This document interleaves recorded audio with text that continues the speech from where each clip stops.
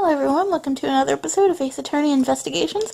I'm your host Kaylee Hiwatari, and today we are going to do the ending part 2 of Turnabout Airlines and finish up this case. March 12th, 3:35 p.m. Flight I-390, lower deck cargo hold. Miss Meal. Miss Meal. Do you recall what you said earlier? About when you answered some service calls as we were departing from Jiangfa. You said that Mr. Hicks was sitting in his seat at that time. However, that is simply not possible, because Mr. Hicks was dead long before we ever touched down in Jiangfa.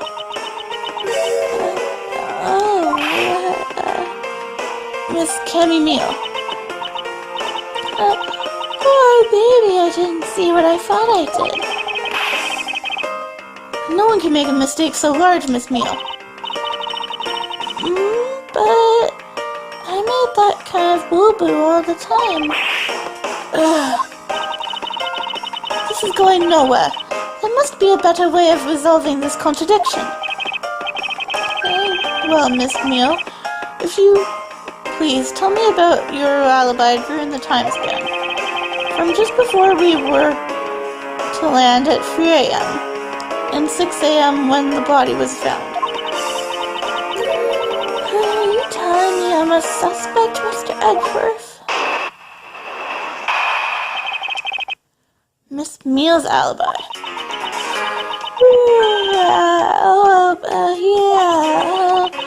From 3 to 4, I was, in the flight attendant's room, all by my lonesome self.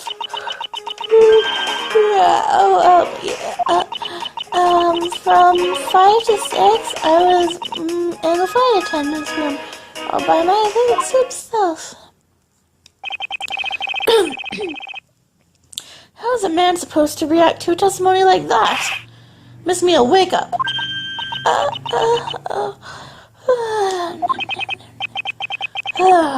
Fell asleep again. It looks like the only way I'm going to be able to wake her up is by pressing her. Rebuttal.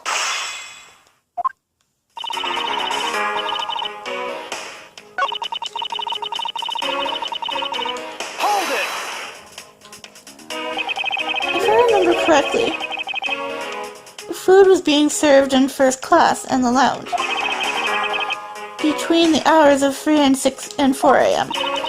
Yeah, but that kind of stuff's run by Miss Rhoda. Then what were you doing in the attendance room at that time? Eating and then having a most delicious dream. You mean you were neglecting your duties? Oh, no way. Sleeping's part of our job too, you know?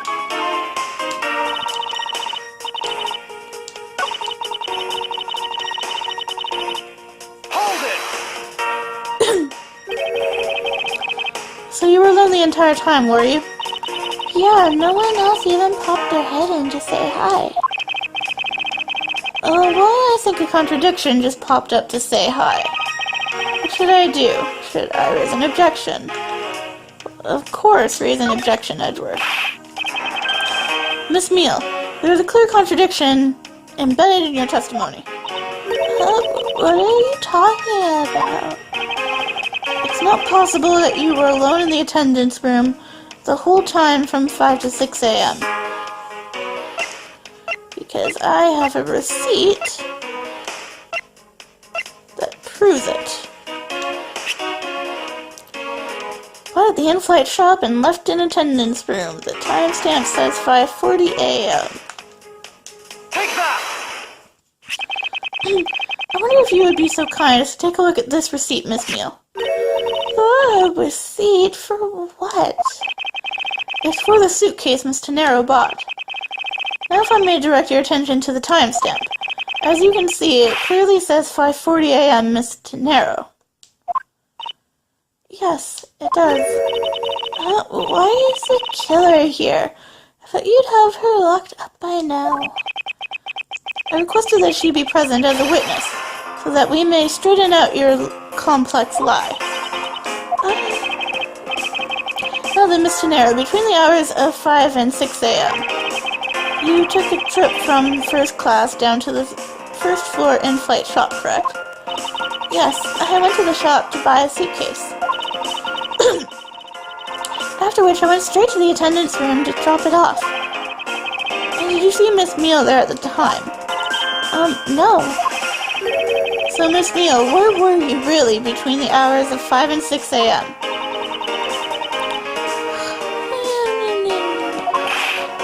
Miss Cammy Meal! Bathroom? I'll be the one to ask the questions here. Yeah, maybe that's it. I probably just missed her nature calls, you know? You take me for a fool. That's a little too convenient to be true. But it's the truth. Cross my heart. I don't have enough conclusive proof to counter-argue her at this stage.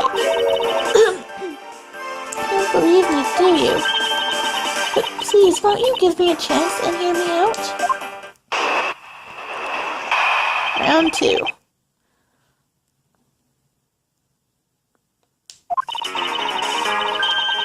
I know you're suspecting me because I'm one of the crew. But you think that maybe you should also suspect Miss Rhoda too. She's the one in charge of the elevator keycard and the shop, you know. If you ask me, that makes her super suspicious. Please leave Miss Tenero out of the conversation. Only you are under suspicion for now. I don't get it. Why are you covering for Miss Rhoda all of a sudden? Oh, now I get it. Maybe you've got your eye on Miss Rhoda. Of course I'm keeping an eye on her. I can't very well let her escape, can I? Never mind. But you want to know something? Miss Rhoda actually kinda lit. I have absolutely no interest in people who can't appreciate my sense of design. Now is not the time for this sort of talk. Don't need to make fangirls out of people here.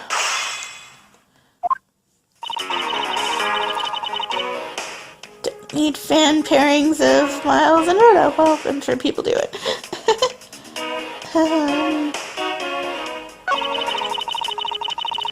Let's press the statement. She is already being detained for further questioning. Or have you already forgotten? Oh, yeah, I guess I just forgot. Cammy, don't tell me you suspect me too. Sorry, can't help it. I mean, other than you, there's no one else who could have done it. Can't believe you would think that. I mean, me, a killer? Miss Meal, what did you mean just now by no one else who could have done it?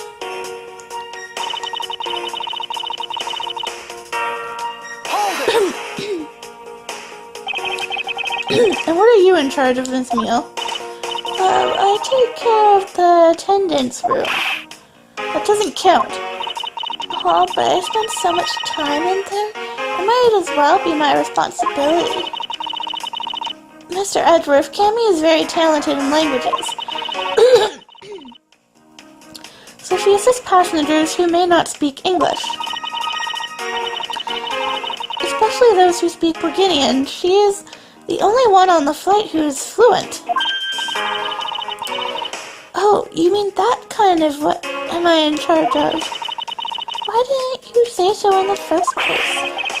What else could I have meant? Yeah, so I'm really good at Burgundian. She's fluent in Burgundian. And I suppose you're in charge of processing documents in Burgundian. Yeah, I take care of anything that has to do with Burgundian. Very interesting.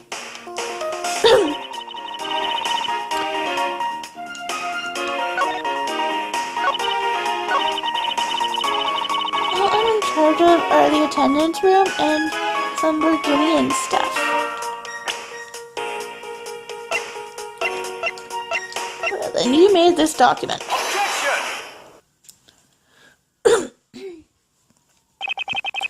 So you are the only one in the flight crew that speaks Burgundian. Is that correct? Oh, yeah, I guess so. I studied abroad in Burgundian for a while. If that is the case, then the signature on this document belongs to you, doesn't it? The police are coming to get her. Don't know if you can hear it, but there's sirens outside. There's a fire truck outside. It'll pass. They're coming to get her. This is a falsified piece of documentation. There's only one purpose. Lead anyone who read it to believe that Mr. LeBlanc's statue was loaded in Europe. The only person who could have either prepared or processed this document in Burgundian is you, Miss Meal. Without your participation, the smuggling of the Elif Red could not have occurred. Don't sleep while I'm pointing my finger at you. Oh, I wouldn't dream of falling asleep on you, Mr. Edgeworth. It is exactly as you say. Are you confessing to having participated in the smuggling? No, far from it. It's true that I was the one who signed off on that document. But you can't use that fact alone to make your allegation of smuggling stick. There is no direct correlation after all. All you have is my signature on a piece of paper. Really, all you did was sign it. I neglected to check it. The cargo had been loaded only onto the plane properly. So sorry about that.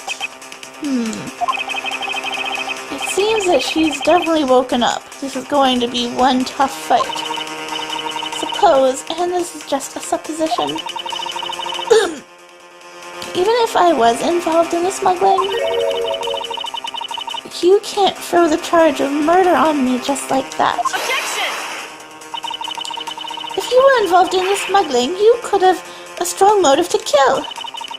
Agent Hicks was in the middle of investigation regarding a smuggling ring. And just when he was about to close it, he's killed by a member of that ring. Well, do you ever stop to think that maybe Rhoda is a smuggling ring member? After all, unlike me, Rhoda has access to many things on this plane for work purposes. So perhaps there is some element of a setup at play in this case. What are you talking about? Don't worry. I wasn't talking about you. I meant the killer. First it was myself, and now it's Miss Tenero who is under the microscope. Seems to me that our killer is going to great lengths to pin the crime on anyone they can. You have no proof that Rhoda is being set up, or that she isn't.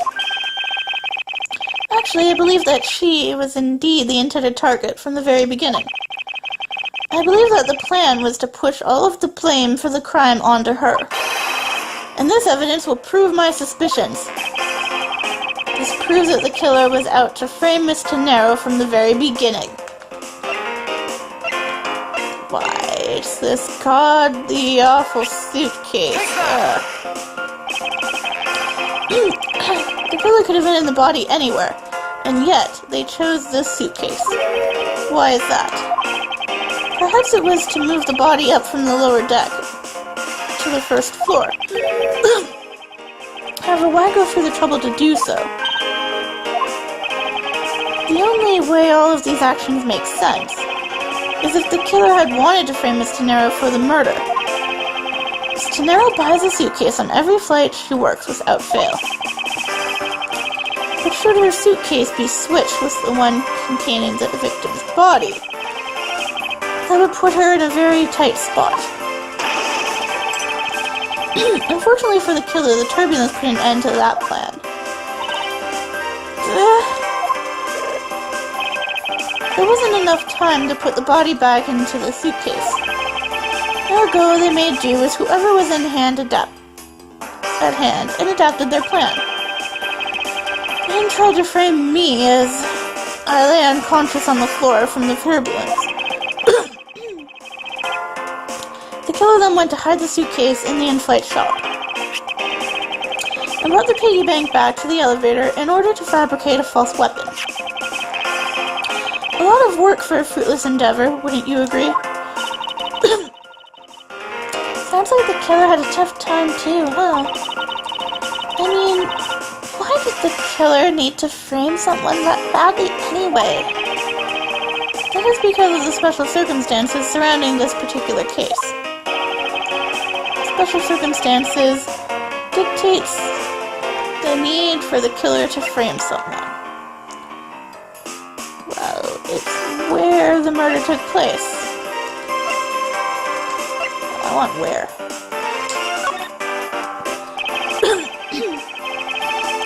Special circumstances simply that the murder took place on a plane in mid-flight. No matter which country, customs is quite strict in this day and age. So no matter what you do, the chances that the body will be found is very high. Therefore, there was no choice but to frame either Miss Tenero or myself. In other words, the only one who fits within the boundaries of the criminal's movements is not Miss Tenero or myself, but you, Miss Chamomile. Only you and you alone could be the killer. And is that all you got? Are you done already? I was about to fall asleep again. Anyway, let's be honest here. You don't have anything on me other than a whole lot of circumstantial evidence. Ugh. I can see the outline of how the murder occurred, but I have no definitive evidence. And isn't there a piece of evidence that's still unaccounted for? Something that I still can't quite fit into the big picture. Missing cell phone. Don't have any actual evidence. I thought not. But that's because it went missing and still is. Missing? What do you mean by that? In the complex puzzle that is this case, there was one piece I kept getting stuck on. And that is the victim's cell phone. Francisca. You were waiting in the airport for a phone call from Agent Hick's cell phone. Or at least that's what you told me. That's right. Agent Hick's cell phone could not be found at the crime scene. You mean the killer took the phone with them? Precisely. I suspected if we were to find that phone, it would lead us to the killer. Come on, let's get serious. If the victim fell to his death from that height, wouldn't his phone break as well? We won't know that until we try a little experiment, will we? Francisca, I'd like to ask for your assistance. You know the victim's phone number, do you not? Of course I do.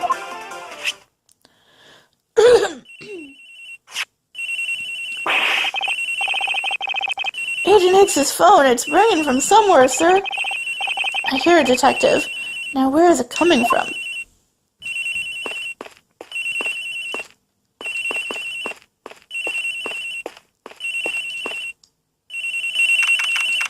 Louder up here.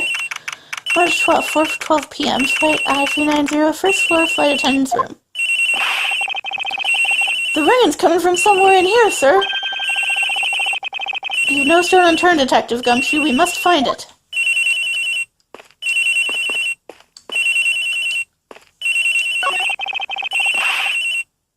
The ringing's coming from in here, sir.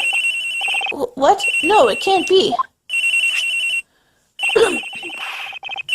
This gotta be the victim's cell phone. Just whose locker is this, sir? It's Miss Tenero's. What?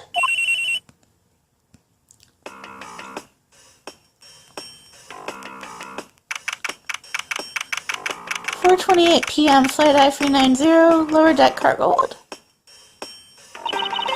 So, Mr. Edgeworth, how did it go? Where did you find the phone? I found it in the flight attendant's room in Miss Tenero's locker. What? But... Rhoda Tenero. I don't know anything about the phone, I swear. It wasn't me. It wasn't me. Miss Von Karma, is it? I suggest you arrest Miss Rhoda Tenero right away. Wait, I have a theory. This is related to the incident with the keycard. When the killer went to steal the keycard, they conveniently stashed the cell phone in Miss Tenero's locker at the same time. This is related to the keycard, alright? In the same way that we have zero proof that the killer did just that. The only voice that sings the truth is evidence. That is in one bird we cannot ignore. What should I do?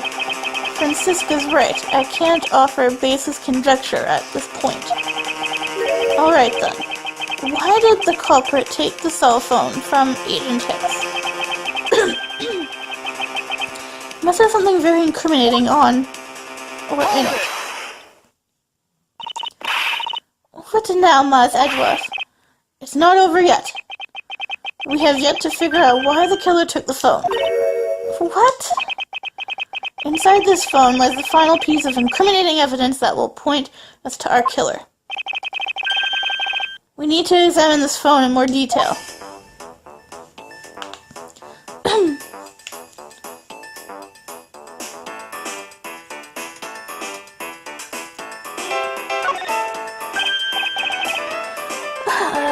It's a camera lens. Come to think of it, I wonder, how exactly was Agent Hicks planning to preserve the crime scene of the smuggling? Francisca, I need you to confirm something. This cell phone, can it take pictures? Mr. Edgeworth, I can't believe you don't know about this kind of basic stuff, sir. This looks like a very similar model to my own. And mine can take photos just fine. Do you think Agent Hicks could have taken some pictures with this? In particular, pictures as evidence for a smuggling case. If so, I'd say there may be some very inconvenient photos in here for our killer smuggler. But the phone's all busted up, sir. Even a super prosecutor can't repair a... Even a super prosecutor can't repair a broken phone. Ugh. I'll find a way. Don't you worry about that. May I go back to sleep now? Objection! The LCD screen on the inside and outside are broken, that's for sure. But that's also reason enough to believe that the killer wasn't able to erase the data. What? What do you mean by that, Francisca? It looks like our killer isn't very familiar with electronics. This phone still rang when I called it, meaning that only the LCD screens are broken. It's possible that the photos are still there inside, waiting to be accessed. All we need to do is transfer the data to my phone. Francisca, your phone if you please. Very well. It's transferring. Alright, displaying it now.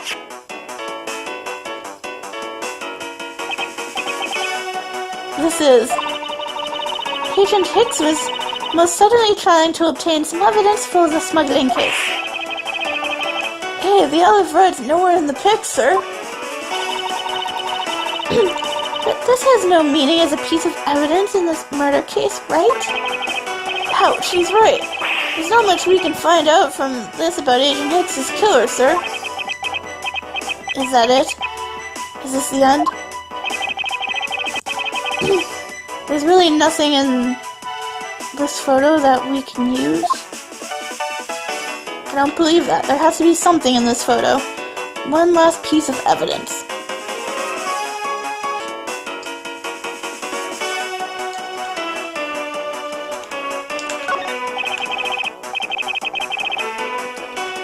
Boxes of bed sheets. These are still in the cargo hold. There's nothing unusual about them in particular, but I can't shake the feeling. So yeah, if you're just playing around, maybe you can go home. Yes, I mind. I need to focus on what's different now from back then.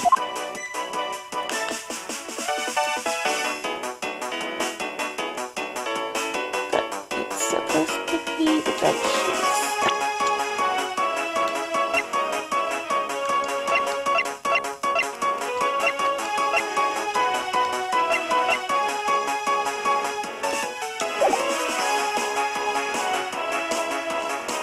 Okay, I guess I just examine right now.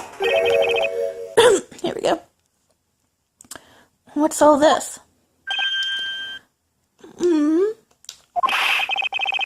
A cargo shipped from Bulgarian to Zhangfa. So the reason they weren't here now is that they were dropped off in Zhangfa. Mr. LeBlanc, can you tell me the contents of the boxes? Unfortunately, there is no English written on them anywhere. One cluster of boxes is written in Bulgarian. It says, it is cloth in English. Cloth. Could it be? Is this where the killer... What was that scary face? Miss Meal. Yes. It appears that Agent Hicks was no ordinary investigator. He left us with a piece of evidence after all. A striking piece that will point out who his killer is.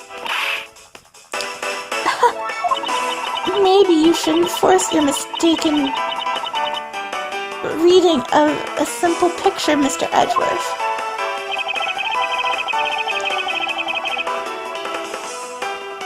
The Bulgarian cargo and this piece of evidence will point us straight to the killer.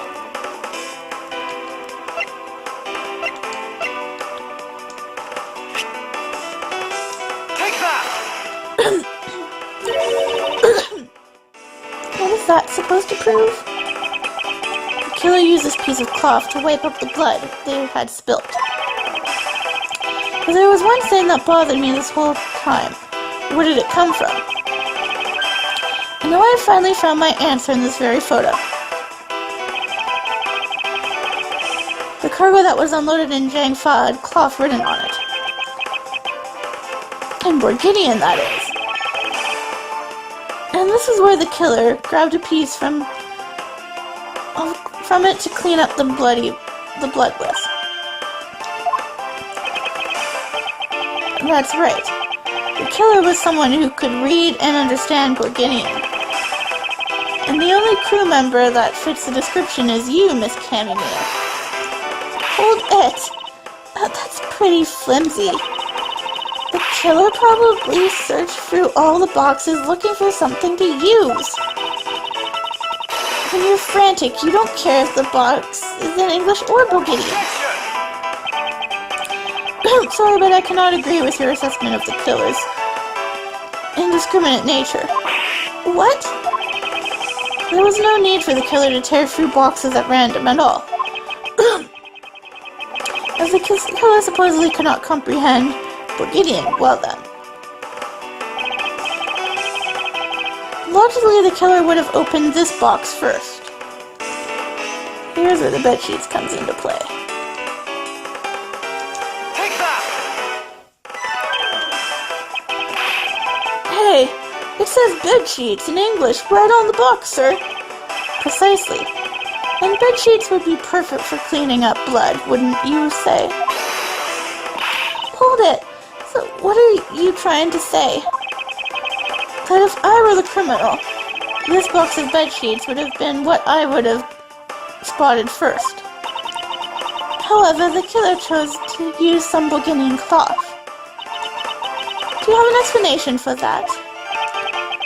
The killer didn't want anyone to know that the real scene of the crime was this cargo hold. So they were afraid to leave signs that the box where the sheets had been opened.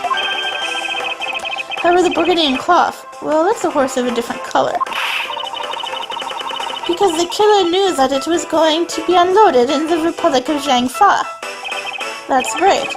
That is why the Bulgarian cloth was used.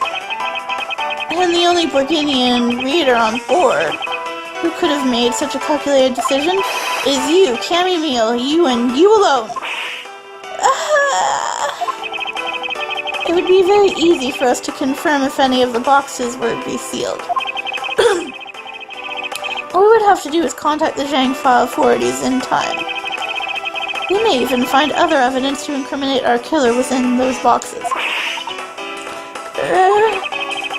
So what do you say, Miss Meal? Why not confess to your crime here and now? Or would you rather wait and see what we find out from our investigation in Zhangfa?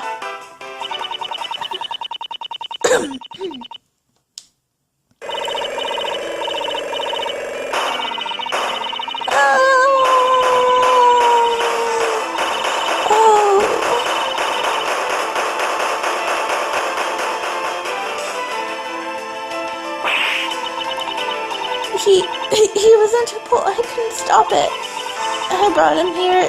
He started taking pictures. I couldn't be found out. I was scared. I was in trouble.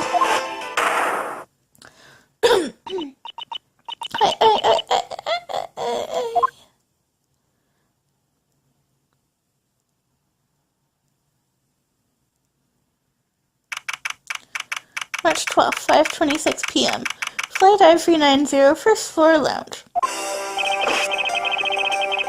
We finished making all the arrangements to take the suspect in, sir. Very good, detective. What about the smuggling route? Did she say anything about that? They're taking her down to the precinct now. Hopefully we can get more out of her there. Whenever we even approached the topic, she just started foaming at the mouth. It was scary, sir.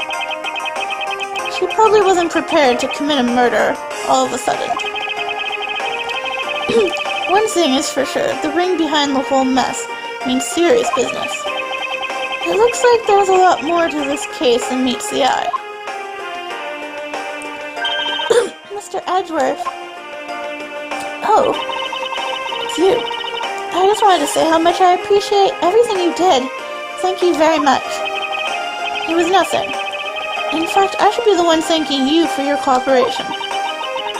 But truly, if it wasn't for you, I might not be here right now. Instead, I can continue to serve our passengers as a flight attendant. I hope that, well, please accept this as a token of my appreciation. That's that ugly suit. I see. You don't have to take it if you don't want it. No. I mean, I would never turn down a lady's generous offer. Oh, thank you. I'm sure it will serve you well. And remember, we here at iFly Airlines are always ready to serve, Mr. Edgeworth. Thank you. I'll keep that in mind. Now I must bid you farewell. May all your skies be blue, no matter where you go. Farewell, Mr. Edgeworth.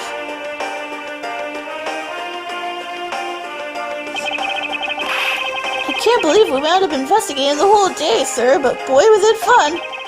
And two of us together again? I love it. Speak for yourself. My day was filled with earthquakes, elevators, and false charges. By the way, where's Francisca? Oh, she's filling out some customer paperwork for her departure. Departure? Already? Yeah, Miss Von Karma is always really busy, sir. She's been flying from country to country to chase down some leads regarding her case. Detective. Can you cancel the car I had you reserve earlier? You got it, sir. March 12th, 5:47 p.m. Hope Springs Airport. Francisca. I thought I told you when you first landed. I have no time for idle chatter. I have no intention of wasting your time. However, it has been a while since we last met. I also have no time for such familiar reminiscences. Just who do you think I am? You are Francisca Von Karma, a very proud prosecutor, deserving of much respect. Until only a little while ago, I was but a wretched mutt, who was always losing to you. A dancing parrot living her life on the name and fame her invincible father built. True, your father, Manfred von Karma, didn't lose a single case for 40 years as a prosecutor. However, I wouldn't say he was invincible. What are you talking about? The group I'm on the trail of is a little more troublesome than most. The smuggling route we found this time is only one sliver of the big picture. Sounds like a dangerous assignment. You really don't have to worry. I can take care of myself. Yes, I suppose you can. Plus there's another on this case with me. Oh, another. He's a star among interplay agents and has the highest successful arrest rate. Who knows, you may even run into him one day. I was simply caught up in this one case. I hardly see why we would cross paths. I suppose. But I doubt he would say the same. I'm not following you. You'll understand soon enough. The fight has only just begun, Miles Edgeworth. I'll be back in this country soon enough. And when I am, you can be sure I'll pay you back in full. I have more important things to do. Goodbye. And just like that, she's gone, huh, sir? Thank goodness. I can finally rest easy knowing I won't have to watch out for her whip. Detective Gumshoe, I want to thank you for all your help and cooperation today. Oh, it was nothing, sir. I was just happy to be able to work with you again. I think I'm gonna celebrate by adding a little extra salt to my instant noodles tonight. Just how much did you cut his salary by, Francisca? Detective, I was wondering if you might give me a ride down to the prosecutor's office. Sure thing, sir. I'll even fly down the road in the patrol car if you want. Don't make me remind you, Detective. Safety first.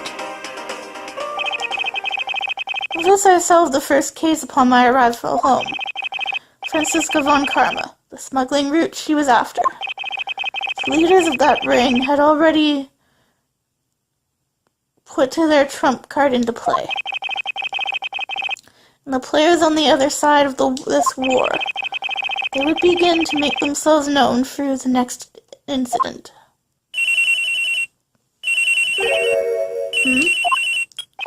Edward speaking. Oh, finally, I called who knows how many times earlier, but I couldn't get through. And you are? Ah, have you forgotten my voice, Miles, my boy? Mr. Amano. Ernest Amano, correct? Oh, so you do remember me. I know it's rather sudden, but I can't ask this of anyone else. There's been an incident, Miles. My son, he's been kidnapped. Kidnapped? The end. Well, what's with this strange kidnapping? The Kidnapped Turnabout is the next chapter. Anyway, that's all for this episode. I hope you enjoyed Turnabout Airlines. I'm yours, Kaylee Watari.